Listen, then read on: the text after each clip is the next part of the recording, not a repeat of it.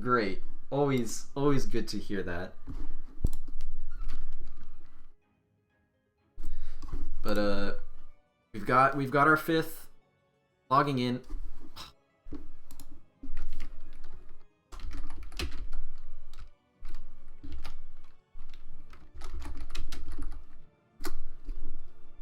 Oh, wait, is this really the fifth? Am I about to get judged super hard on my casting? I think our final person might be Arrow. Means we've got the veteran caster here, and I'm here calling him out for being 10 minutes late to his match and then doing a 6.5 out of 10 casting job.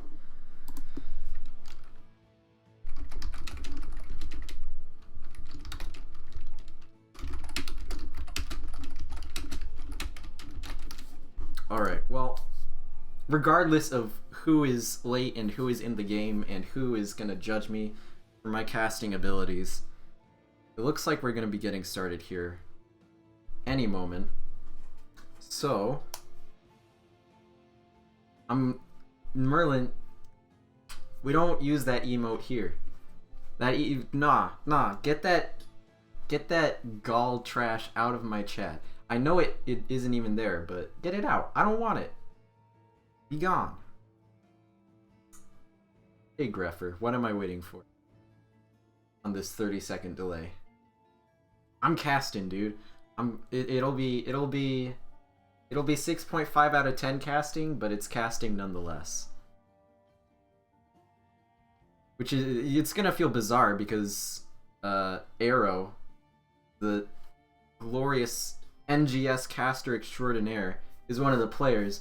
So I feel like an amateur doing the job of a professional who's in a game, but I'm doing it. All right, and it looks like we're about to get started.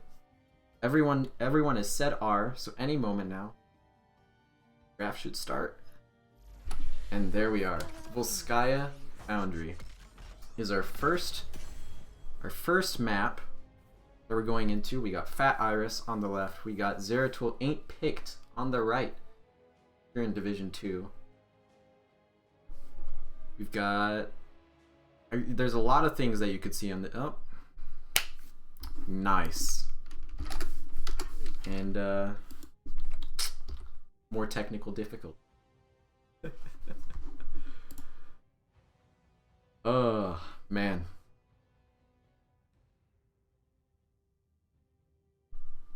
So, is this a bug that's... There was a bug with with lobbies a little bit ago, but... I don't know, dude. Merlin, you don't even need... Oh, are we back? Are we back? I think we're back. Okay, we're trying again. And Merlin, you don't even need to get partnered. You just need to get affiliate, which I somehow did with like a garbage setup like years ago, playing a game that I wouldn't watch streamed. So, hey, if I can do it, you can do it. But please don't. I don't want that emote in chat. Anyways, getting into the bans. Meta-wise, I'm not sure there's anything we'll see banned. Maybe Deathwing if one of these teams really particularly feels that they don't want to play or go against it. But otherwise, we're just gonna look at point control and sustain. We're gonna look at Li Ming, great hero for the map, great hero for poking out the objective. We're gonna look at probably some frontliners. I would expect Johanna, maybe not banned, but an early pick.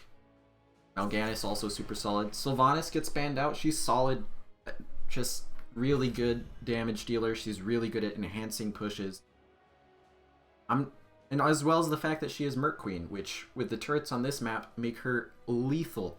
The turrets, when they are affected by Merc Queen, they're huge, both in their model size and in how much damage they do. I'm gonna see Stukov banned out. Pretty solid ban. As a hero, he just can be really oppressive with his silences on the point.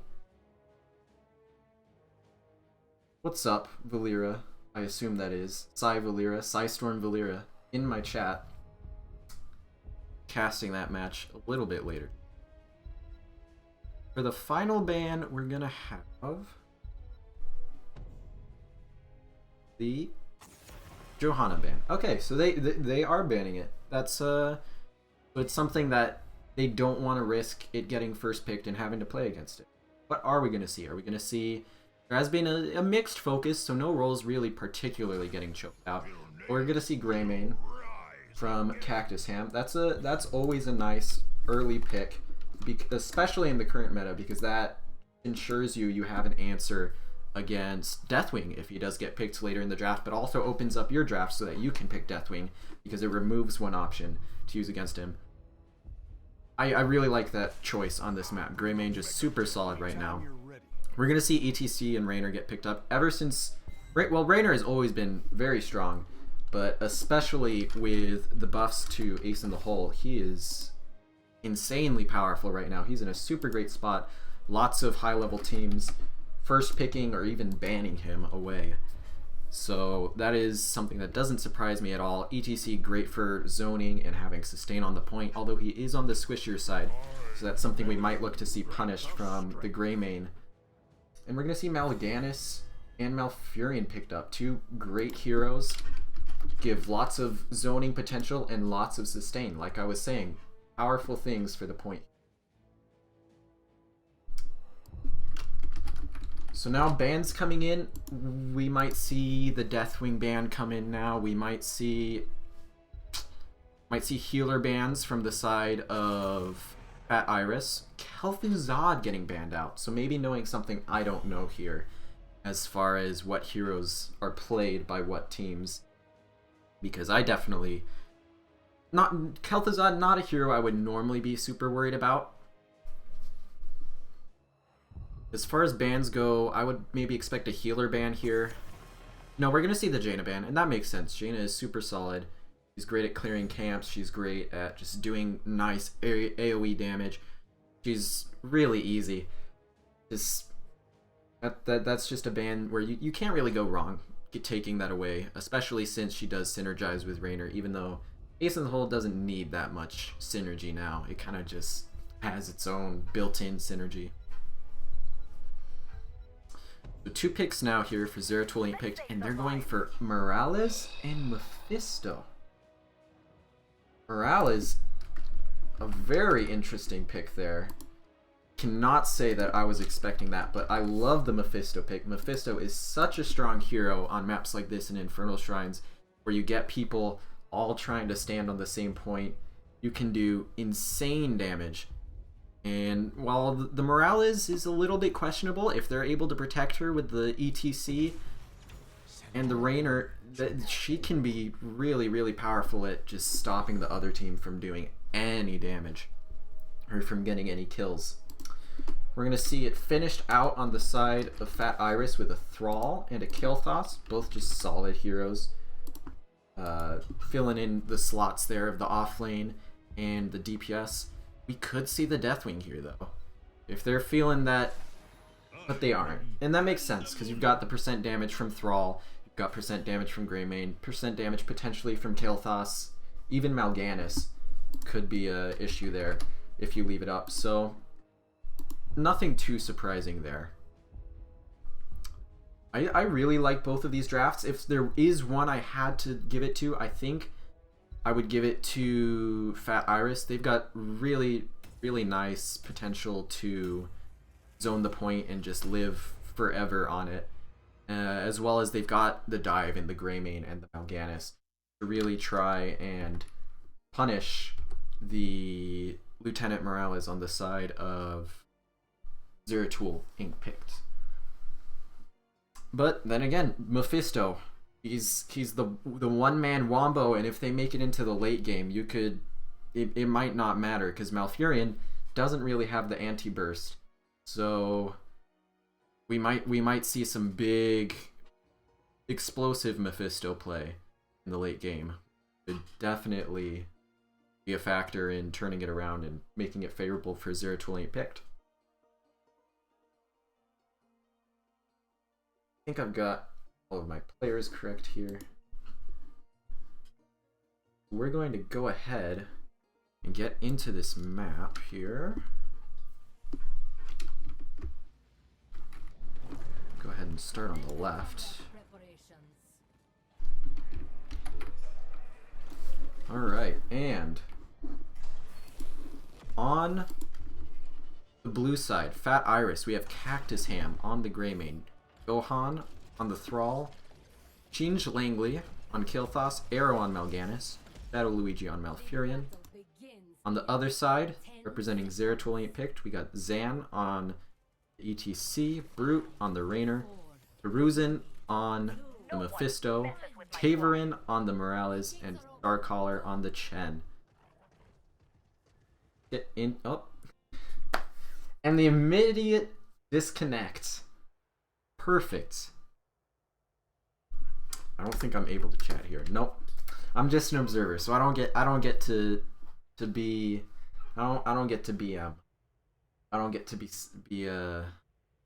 throw shade there, fortunately. Looks like his hamster took a water break. Merlin says, my vote goes to Zeratul Ain't Picked because at least they're matching portraits. I feel like I should agree, but I also know that my team has their struggles getting portraits matched up, so I don't know. We'll have to see. The portrait synergy is a real tactic. I could see it working out.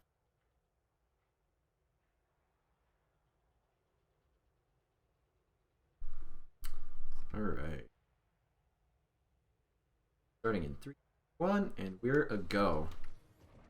Looking at level 1, talents are pretty much what I would expect.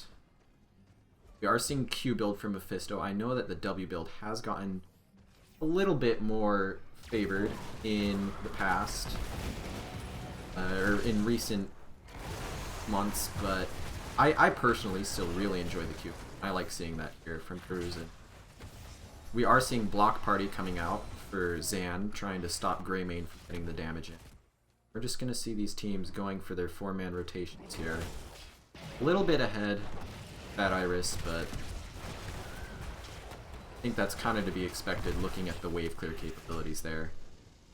Greymane and Kilthos, that's the name of that hero, are going to be able to get ahead of Raynor and Mephisto just naturally. And we're going to see immediately jumping onto the camp Greymane and Malfurion for the side, Fat Iris and Zeratul Ain't Picked just sending Raynor. So it is going to be a bit faster for the side of Fat Iris, but I like that both of these teams are immediately going to the turret. It's a really simple, easy thing to do, but always a smart play. We're going to see Chen rotating up, just up in a little bit to keep up in the wave clear. It's Thrall trying to stack his Echo of the Elements. He just got his second stack, so stacking a little bit slowly, but shouldn't be too much of an issue. He can definitely still get it in time for the first objective, or at least for the second fight on the first objective. We're actually going to see Greymane going over to pick up the siege camp for the side of Fat Iris. A little bit early, maybe, but they might use that to try and get an advantage and take the support camp, so I'm down for it. Or they might just hold it, which that also works. They are just going to pick it up immediately. So it looks like the 4-man rotation is working a little bit smoother for Zeratul Ain't here. It seems like pretty much the majority of the game we've seen Fat Iris a little bit split up on the rotations. Again, Chen coming up to kind of just look at this lane, soak a few minions. And we are going to see that camp being used to give Fat Iris the chance to go for this. Chen is here, but so is Thrall. And it looks like they're just going to get it for free. Clearing the camp, they didn't really realize from the side of Zeratul Ain't Picked, and while they had the people there to potentially seal it away, they were not able to. Granted, they are now going to have their camp coming out a little bit after the objective spawns, but it's going to be completely uncontested going into this first objective, so that's going to give them an opportunity to kind of force some members off of the point, at least for a little bit there. if things aren't going their way. Right, so it looks like we do have the solo laners still just chilling in the solo lane. Gohan may be getting a little bit ahead there. But Zeratul Ain't Picked isn't really trying to contest this too heavily, and that's something that, with the item advantage on the side of Fat Iris, is a little bit worrying for them, because the other DC, are we going to see a pause for it? And we Greymane gone again. But yeah, as I was saying, I think it'll be interesting to see here if they're able to try and get this point, because they're already down 70% and there is still that item advantage on the side of Fat Iris. Apparently we've got a computer crashing here. So we can take that moment to look at level 4 talents. I'm so bad at looking at talents. Eyes in the dark for the stealth here. I'm alright with that. We've got the healing reduction on Furion. So trying to prevent some of the Morales, which I like that. I think that's great. Morales definitely can struggle into healing reduction. We're going to see Frostwolf pack from Thrall. So that's normally you're looking at that potentially going into the level 16 Wolf talent as well. Looking to really stop an aggressive front line, which is definitely a possibility here with the Chen and the ETC. If you can throw that out, complete the quest early, you can get a lot of value there. On the other side, it looks like everything pretty standard. We are seeing a more bulky build here for Mal'Ganis, going into the 50 armor.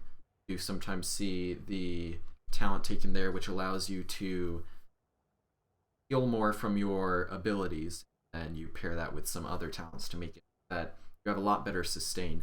But they're looking to avoid the burst of Mephisto, and I like that. I think that's a really good plan there. Alright,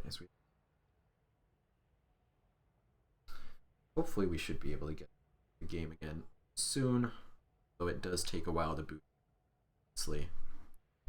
At the moment, Greymane was clearing this out. He still hasn't damaged the camp at all, so it'll take him a few moments more. So I would say we're probably going to expect to see the blue team pulling back off the point, giving a few percent over. They're going to be happy with 70%, because that means they only have to take over this point probably one more time and able to get that first protector, and having the item advantage that they do, being able to get their turret up, which will respawn in 5 seconds as opposed to 13 for the red team. They're going to be able to have a nice item advantage, and hopefully for them, they're going to hope that they win the first protector off of that. I could definitely see it happening. Definitely looking at Mephisto and Chen, more of a level 10 and on comp potentially here for right team. Only got one pause left. So each player can pause the game 3 times, I believe. So, but how it works in this is basically, at least if the Heroes Lounge rules haven't changed, the red team will need to ask for a timer to start. And once they do, I or someone else will start a 10-minute timer, and then when the 10 minutes run out, then from that point on, they'll just have to play with the bot. So hopefully that doesn't happen. Obviously, I would prefer to see a series here where we have all of our players, but as of right now, they haven't even asked for the timer, so I'm not going to start it. Looks like he is rejoining now. Hopefully our 6.5 out of 10 rejoining system is working. Looks like he is back in the game, and we can hopefully get back into this soon. TM.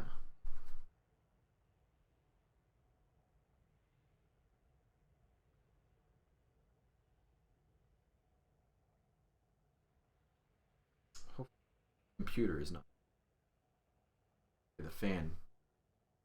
Alright, and we're starting back up. A slide onto Malfurion. Arrow trying to peel for him. He is able to walk out, not going to have to drop the healing beacon. It's going to be very nice for the blue team. Definitely caught a little bit off guard as soon as the unpause came there. Arrow maybe trying to find his buttons after hitting the pause break. Cactus Ham did a great job clearing out the camp, and as expected, we are seeing both teams going for their second turret. Although, Greymane being top does mean that the red team is going to finish out substantially faster. They're just going to take position on the point once again. Both teams at level 7 now. Balance again. Oh, and a nice pick onto Kael'thas. I completely missed that. Great play there from the red team. You have Quicksilver bullets, that's expected. Spreading Plague. So still going into that. Get the kind of aura of damage after a sleep. The talents so far pretty normal. Malfurion and Thrall holding. And that's going to be, with that pick, it's completely turned around. Red team gets the first protector. Gotta say, was not expecting that, and they don't even have to use any items. So, still only the one item advantage here for the blue team. Rotate up. We're going to see the standard rotation. Standard level 7 from Thrall, as expected. He did just reset his quest. Fortunately, missing there. We are going to see the standard taking out of the fountain and retreating. Blue team not quite able to burn down the protector quickly enough. Now, if we're looking at the middle lane, looks like they're just going to come in and get a little bit more damage. Chen doing his best to double soak there. It's going to help them a little bit as they are a little bit behind on XP. Thrall again missing the wolf. That's going to be something that will be a bit of a struggle for him if he isn't able to finish that out soon. Nice slide onto Kael'thas. Not too much follow-up, so he's going to be able to walk out, but he got decently chunked. Level 10 is here for the blue team, and they're going to look to take advantage of it as quickly as possible. We are going to see the Sundering to interrupt Mosh Pit. Phoenix Curse Bullet.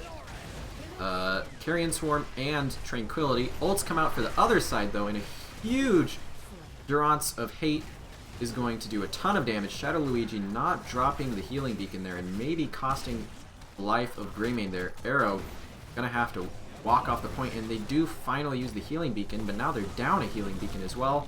We're gonna see the Panda Pals come out, jump onto Arrow. He doesn't have his ult, he goes down. And what looks like it was a favorable start in the fight for Fat Iris turned out in favor of Zeratul Ain't Picked. They've got the item and 2 kills. It looks like they're going to be potentially stepping up onto this fort for a little bit of damage. Got a pretty nice minion wave here.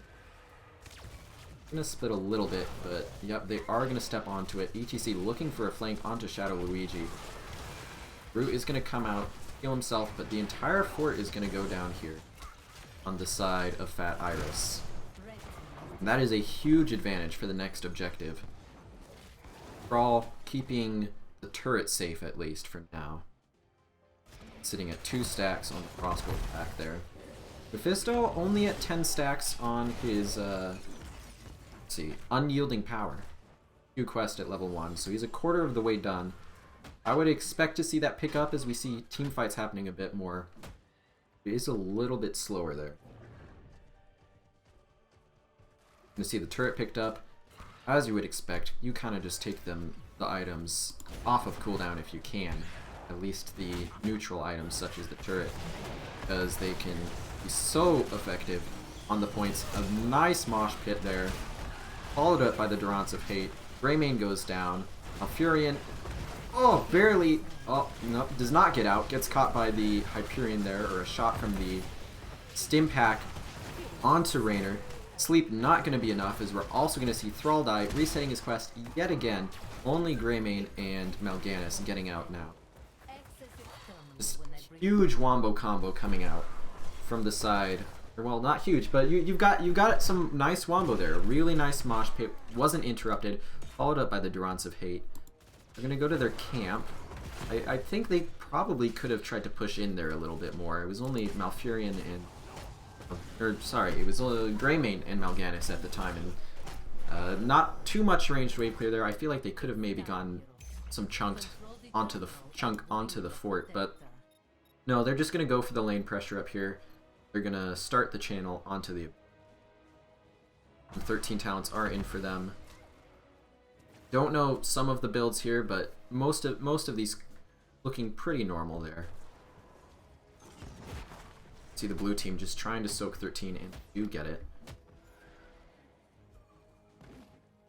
A little bit of a face check here. Arrow has the 50 armor, but he's taking a lot of damage and fast, and tries to sleep, but the channel time there not short enough, and he gets finished off by Mephisto, and then gets a great Durance of Hate yet again. Just these Durances of Hate are disgusting. We're going to see Malfurion and Kael'thas fall.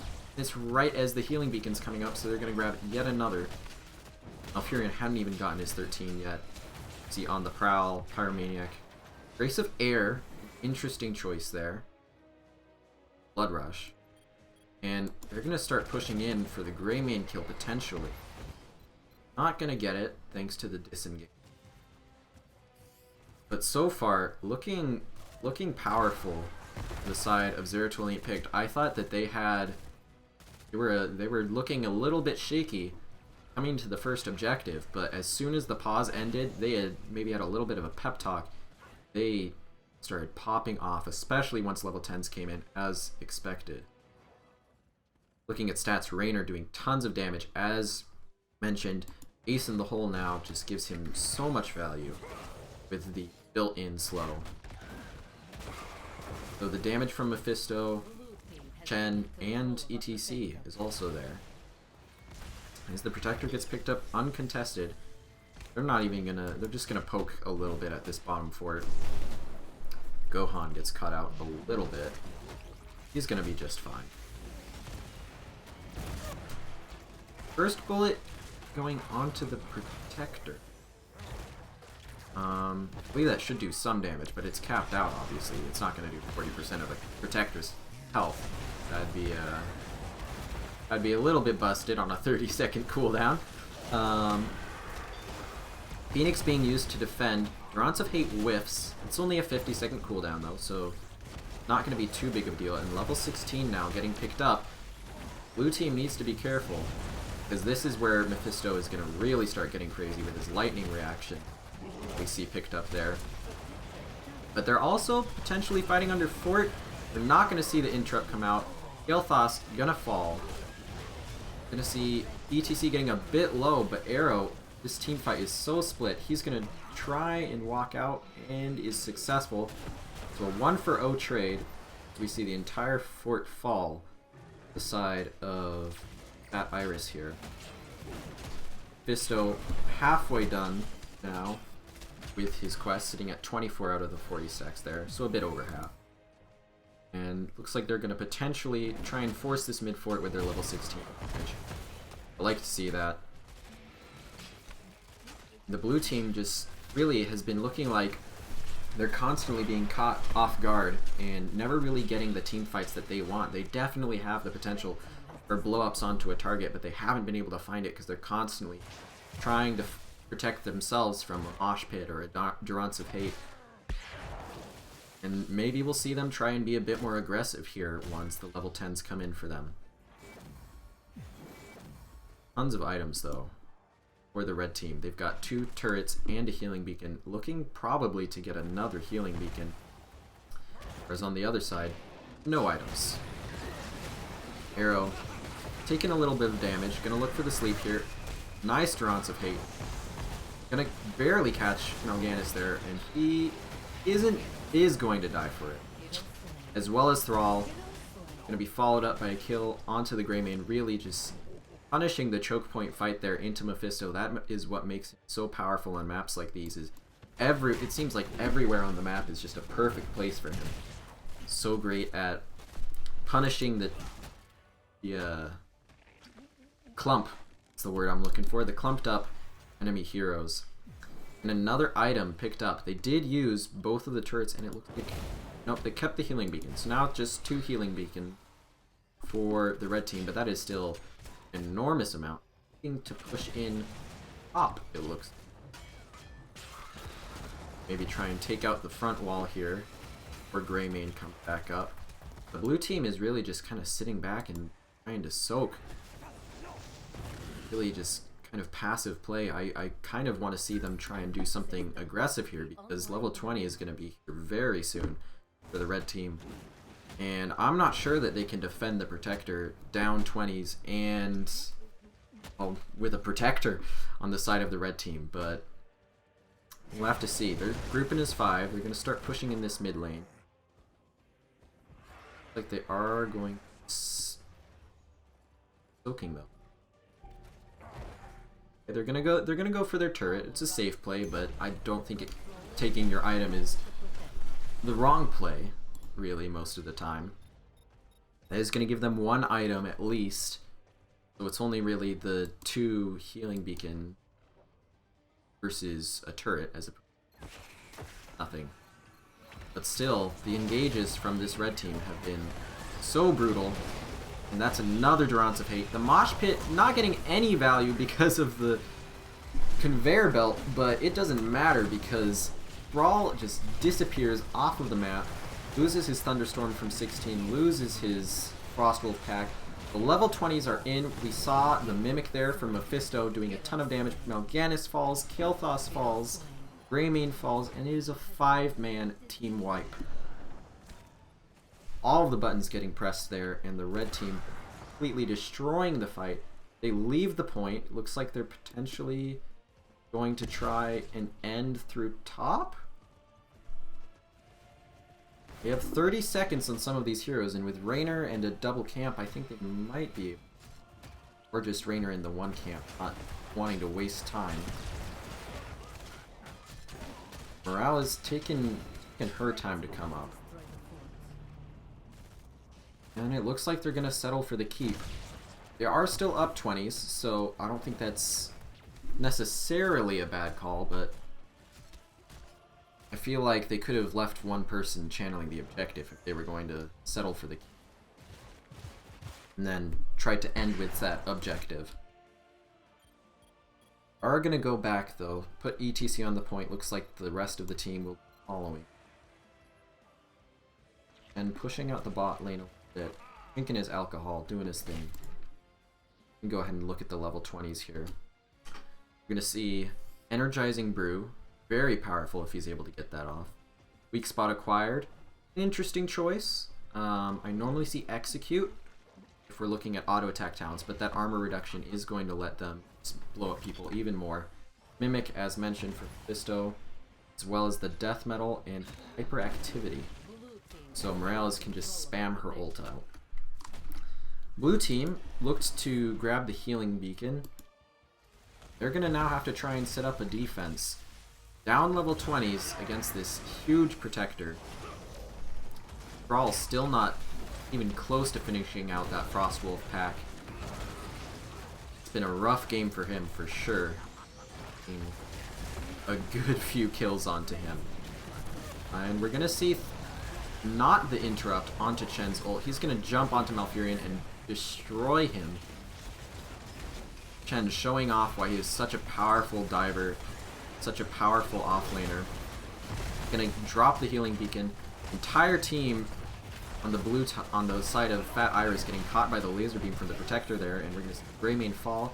It's Chen trying to stay alive, drinking, but it doesn't matter because the Protector has just been hitting the core this entire time, and that is game 1. Going over to Zeratul Ain't Picked.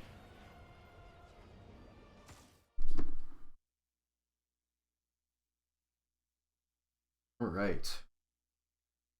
That's a 1-0 so far. Go ahead and look at our summary here. Raynor putting in so much damage. Mephisto, not even... Chen actually out-damaging Mephisto. You have to realize Mephisto is a mage, so... his numbers can be a bit misrepresentative. But, man, that was such a commanding game from the side of Zeratul Ain't Picked, and from a point where it looked like they were going to basically give up the first Protector for free. So, it was a interesting comeback, and I think we could definitely see Fat Iris rebound, maybe with less disconnects, come back a little bit. But even just looking at the healing numbers, Malfurion 18k below Lieutenant Morales. As I said, if Morales isn't dived on, if she's able to just sit back and let her Q be on Raynor or Chen or ETC, then it's going to be hard to kill those targets. Really, I think that the Wombo team fight potential from the red team here showed really was able to dominate, especially once they got ahead, because the blue team just couldn't find the picks that they needed. So it'll be interesting to see how they adapt. Could potentially go to a more macro focused map. It seemed like they were a little bit ahead maybe. They might also just value that first pick. So we're going to see here. Check the Discord. Alright. We're going to see Infernal Shrines picked from the side of Fat Iris, which I think is very interesting because potentially the only map better for Mephisto than Infernal Shrines is that map. We can go ahead and take a look at the results so far, and it was map pick that won on that first map. Zeratul Ain't Picked using Volskaya Fountain. I would fully expect Mephisto to get banned out here. Maybe even the ETC ban. We can get invited to the lobby there. Perfect. But we'll have to see. Maybe there's some plans for the rebound. Maybe they take the Mephisto for themselves. Very powerful on this, especially under the hand. But the Rainer is something that also needs to be considered. There were so many powerful. It seems like everyone on this side of Zeratul Ain't was making plays. Even Morales just keeping the team alive, preventing the picks from Greymane and Kael'thas. So powerful. Really allowed the team fights in the game to snowball to the extent that it. Looks like we may potentially see a little bit of roster. Or it was a random.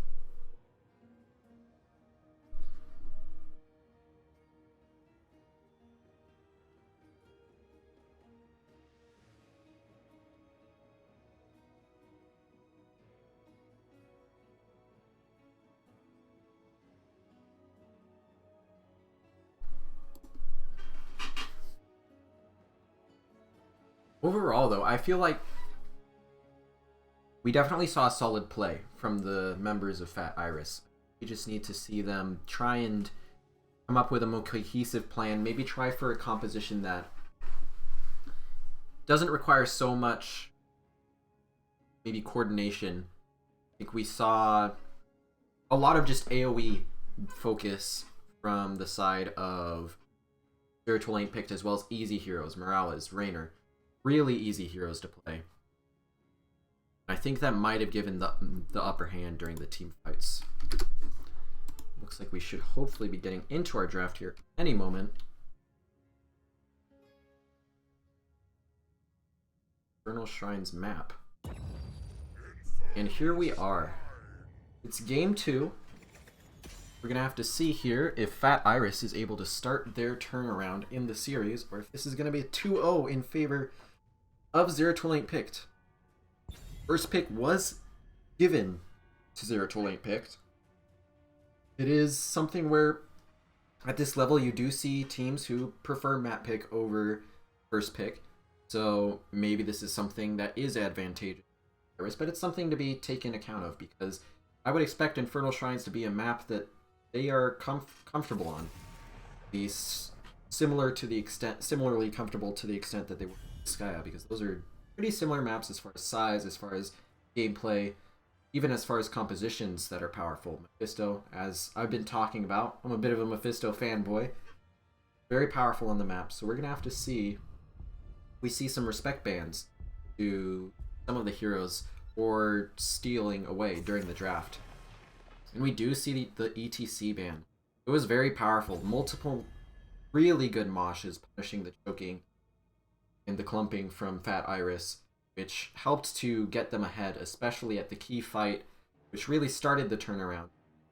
And both teams had level 10 over the top healing beacon. We're going to see the Greymane taken away. Maybe they felt that was worth the respect. He is pretty strong as a sustained damage. Johanna taken. I believe last time Johanna was taken away by a bit of a swap there, but it makes sense. She's very solid on the map. Lots of AoE, wave clear, super powerful on the good at really shutting down Anytime you're ready. wombo fights, but we're gonna see the Rainer again, and I think that's really all that you could ask for from the side of Zeratul Ain't Picked. It was so incredibly effective game one, and just let it through, and they first pick it. Makes sense to me. So what are we gonna see here from the side of the blue team? They've been choking tanks. They might pick up theirs early. Although it did seem like the Mal'Ganis was getting a bit punished, maybe being a bit too aggressive. We're gonna see Kael'thas taken again, and Morales stolen away. Interesting. I have not seen priority onto Lieutenant Morales this high ever. But it was effective last game. The stims were brutal onto the Rainer. And so, stealing that away, hey, if it works, it works. We are going to see, though, the Garrosh and the Ana. And the Ana is just saying, hey, you better start getting rid of mages, because if we get any of the mages that we like, we are going to do exactly what we did last game. We're going to kill you, because Nano Boost onto Mephisto, onto Jaina, or onto Malthael with Tormented Souls, so a good band there. Good awareness of potential things there. Any of those could be very destructive. I think I would have preferred to see a mage ban. I'm not sure the Tormented Souls Nano Boost was what we were looking at there, and I think there are answers to that. I would have liked to see a Mephisto ban there. But it does get let through, and then we see the Cho ban. Cho'Gall was very strong for a brief single patch period, kind of. We're going to see a bit of a role swap here. Gohan going into the main tank, going for Muradin, and Arrow going for his Zul. I have seen Arrow play Zul once before. It was pretty mean, if I do say myself. But I'm excited to see how this goes. I think we've got a very interesting composition from the side of Fat Iris. I almost wonder if we're going to see this impact going onto the Zul. But I feel lied to, because Zeratul picked here by Starcaller. They said it wasn't, but it is. As well as the Kel'Thuzad, which they banned last game. So it's kind of interesting. We're seeing some heroes that were banned picked up now. Nano boosted Zeratul or Kel'Thuzad. Which will it be? My bet, honestly, I think the Zeratul. But we're gonna see the last pick being the Alarak. So we're gonna see. I'm thinking, unless it's the Medevac, which is a very good potential, gives Morales basically an ice block there, and a free escape if they don't blow it up quickly enough. And that ice block can be very useful against Kel'Thuzad. But if we see the stim, I think it's going to be onto Arrow with the Zul. So, interesting compositions there. Zeratul, I feel like, probably going to be more of a combo build. I wouldn't expect the Void Prison here, because as far as follow-up, you've got maybe a taunt from Garrosh and a combo from Kel'Thuzad. But you've got ways to try and avoid that, with Alarak being able to displace himself, Muradin being able to just press his ultimate ability and say, hey, I've got Avatar, I'm alright. So it'll be interesting. I think we're going to see a lot of backline diving here from the Zeratul. Is going to potentially be really brutal onto the Morales. But we'll have to see if the Zul is able to root him, the Alarak's able to catch him with the silence. Both teams with some strong potential here. Alright, so starting off, on the left side, for the side of Fat Iris, we have Shadow Luigi on Morales, Shinji Langley on the Kilthos, Gohan on Muradin, Cactus Ham on Alarak, and Arrow on Zul. And on the side of Zeratul Ain't Picked, Zeratul is picked, and he's played by Starcaller. Brute again on that devastating Rainer. Zan on the Garrosh, or Zan, I'm not sure. Tavorin on Anna, and Karazin on Kel'Thuzad. Lots of very skill-dependent heroes from the side. Really on both sides. You've got Alarak on one side. He can very much show off skill. You've got Zeratul and Kel'Thuzad. If those are showing off some skill, we're gonna see maybe a very quick game here. Looks like the blue team electing to immediately send Arrow to his lane. I'll be interested to see if they try to have him double soak so that they can 4-man in the bottom lane. For wave clear, it's alright, they've got the Kael'thas for wave clear. But it'll be interesting to see if they try to take advantage of the Zul, and it looks like they are. But Garrosh, rotating around, he's going to try and get a throw, and he's going to. And Arrow... yeah, he does make it out. Okay, the healing beam comes onto him just as the healing grenade from Ana wears off. I was fully expecting him to die there. That's why I was freezing up there, because I was holding my... Zan. Okay, Zan, I believe that is what that's meaning, because... yeah. Alright, thank you, Corin. But, yeah, Zul barely getting out. And that's exactly what...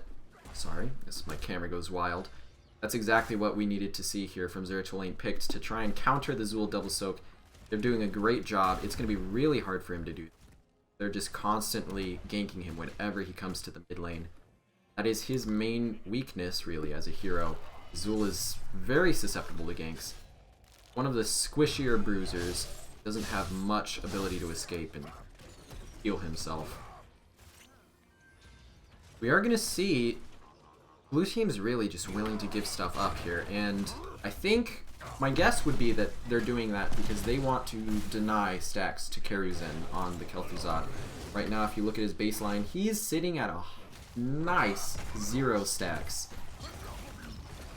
Well, there's his first one. But if they're able to deny him stacks coming into the later parts of the game, that's going to be very powerful for them.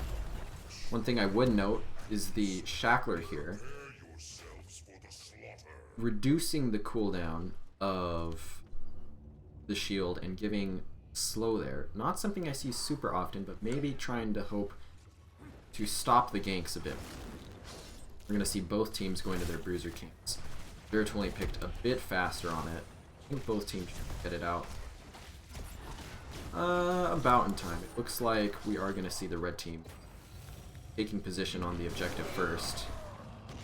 Brute saving Arrow there, as it looks like maybe Throw timed a bit incorrectly so that Vision let Zul just walk away there. He's going to soak lanes even.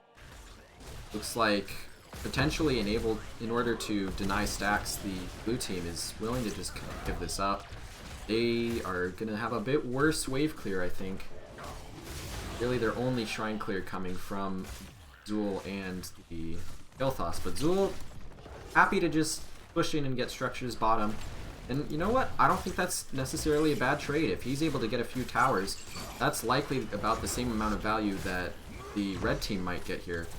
But the red team is also being denied stacks. If you look at Kel'Thuzad, still only 4 stacks. That's a stack a minute so far.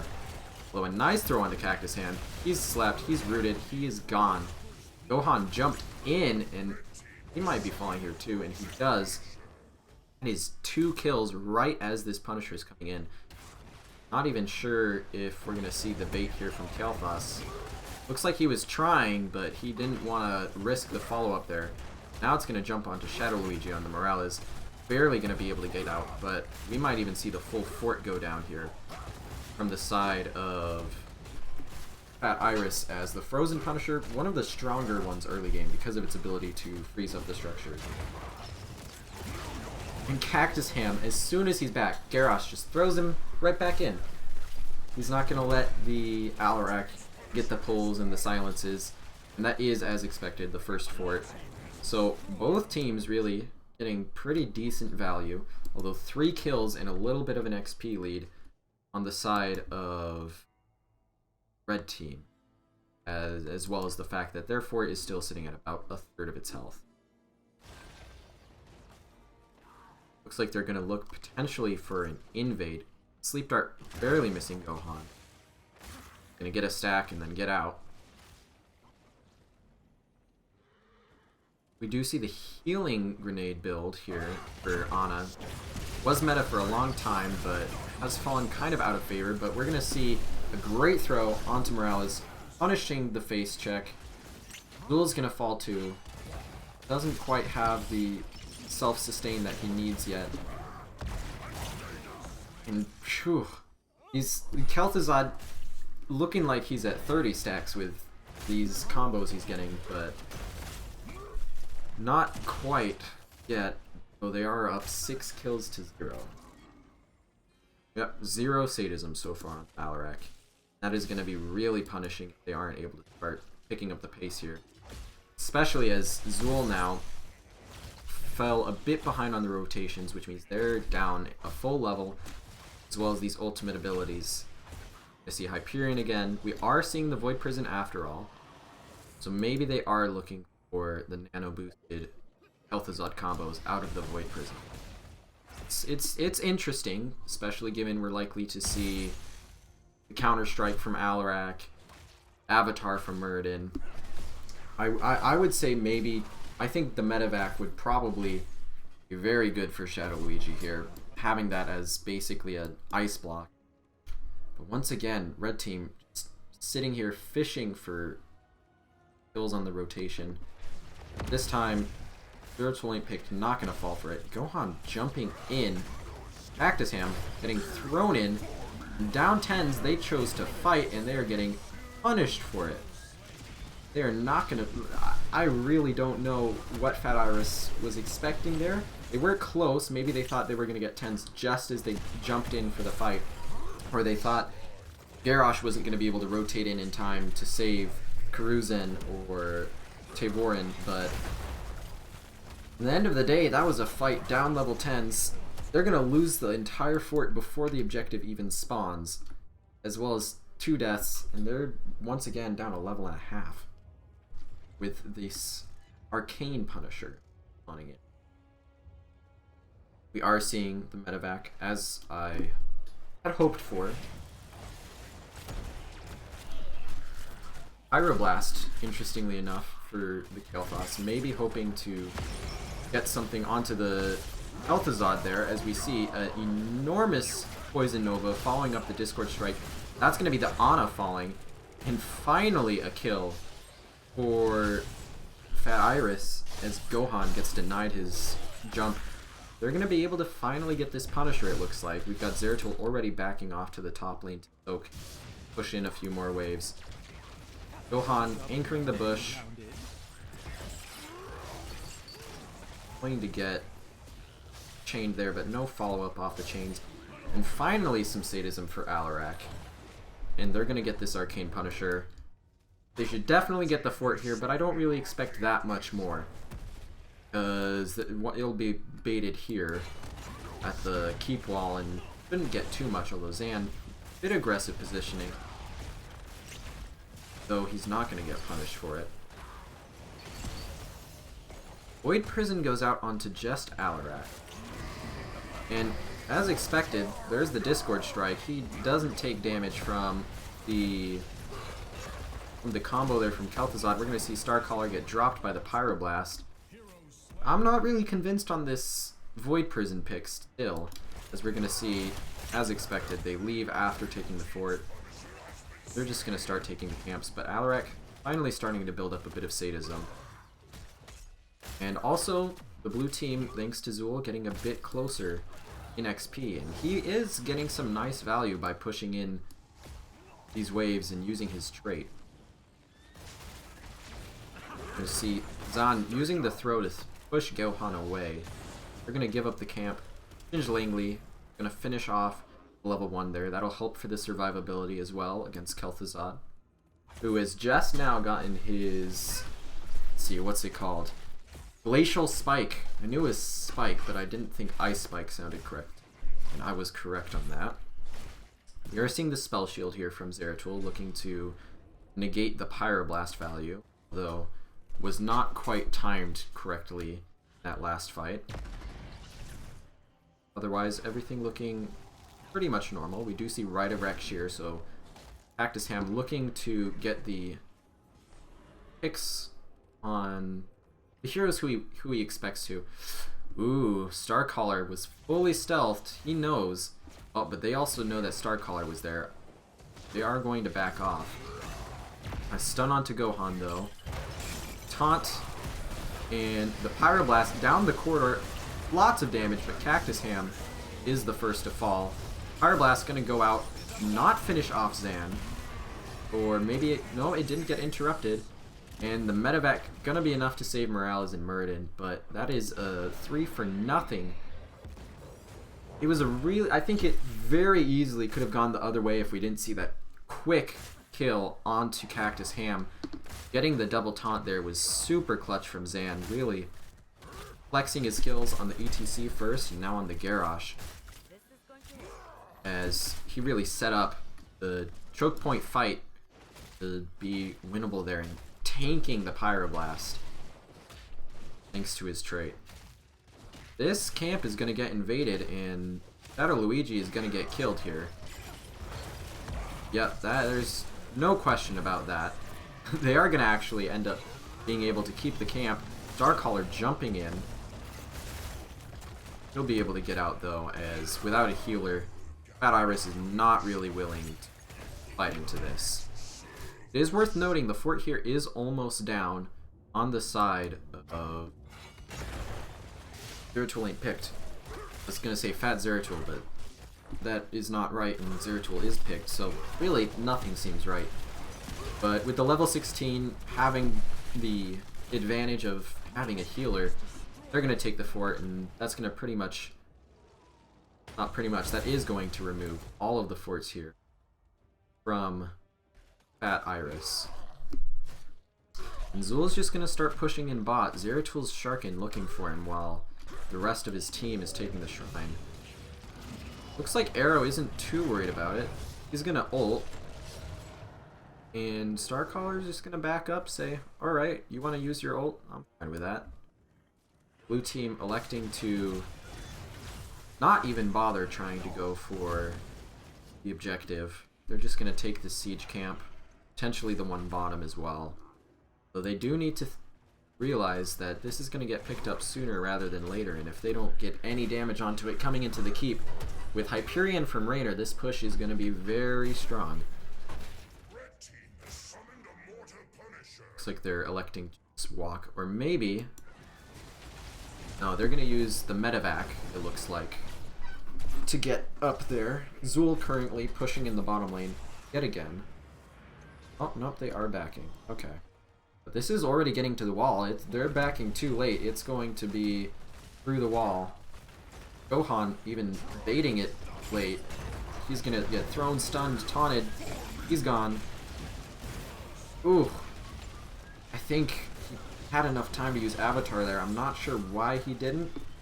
Maybe thought that he got through the thick of it and he was going to be able to jump out. But he's going to get picked off now. Arrow does come back, but the keep is gone. A huge 3-man stun from the Punisher. Gets followed up by a Kel'Thuzad chain, but not quite the full combo. Unstoppable from the Counter-Strike coming out for Cactus Ham. Arrow trying to slice and dice away, but he's going to finally fall. This Cactus Ham is getting healed up. The Punisher's on core with the Nano Boost onto Karuzin, but I don't think... Oh, he barely gets the chain off onto the Glacial Spike. Gets the kill onto Alarak. Once again, resetting any sadism that he has. Zan not quite going to be able to get the throw there onto Shinj Langley. They're going to back off, taking... It's like just the... Oh, not taking just the keep. They're going to take Morales there, played by Shadow Luigi. They're potentially going to take Gohan here. He's going to get healed up. They are going to take Shinj Langley here. No? What, Zeratul falls? Shinji Langley gets away? But Gohan is down, and they're just hitting the core. And it looks like they're going to be successful in that. Rainer is just putting out so much damage. He's not getting caught by Arrow. Taverin doing a good job keeping the team alive. And with the triple shot there from the level 16 for, or 13. No, it is 16. Level 16 there for Ana. This is going to be a slow core kill, but Hyperion's out, Nano Boost is out. That's going to be the game. It's a 2-0 for Zeratul Ain't Picked.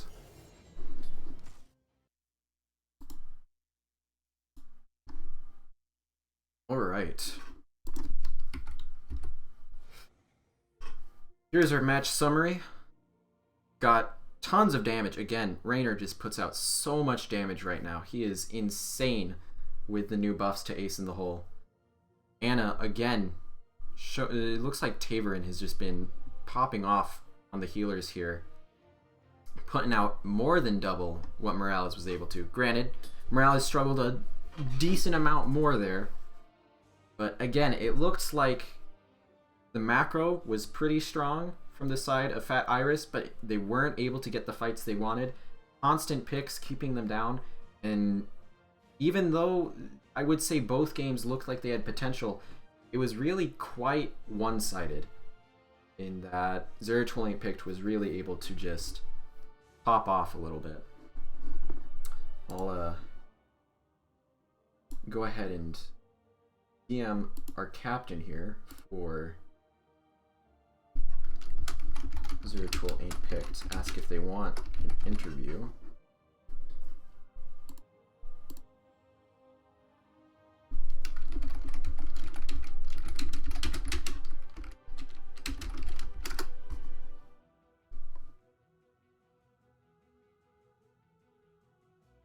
Gonna hop in the interview room.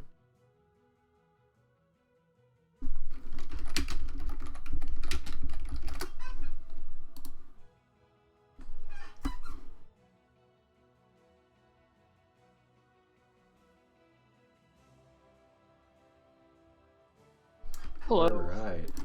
We've got Starcaller here from Zeratul Ain't Picked. Even though a bit of a misleading title there, but Listen, it's our little secret, all right? alright. I won't snitch if you don't.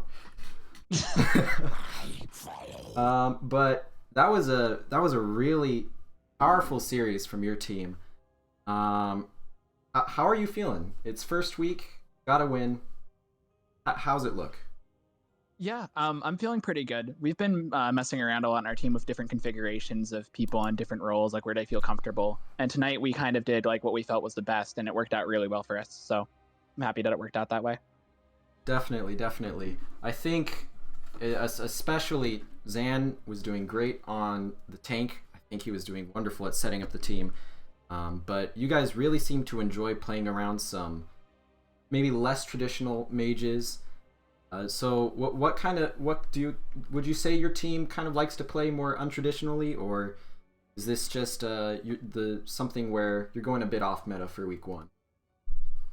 I would say it definitely depends on the matchup and the map. The first game we picked the Mephisto in particular because I know Karu is just a very strong Mephisto player, and it's a point control map where we have really good stun setup on ETC. So figured he could get value on it, and we don't need to worry too much about the wave clear, which is usually Mephisto's weakness. Definitely. Yeah.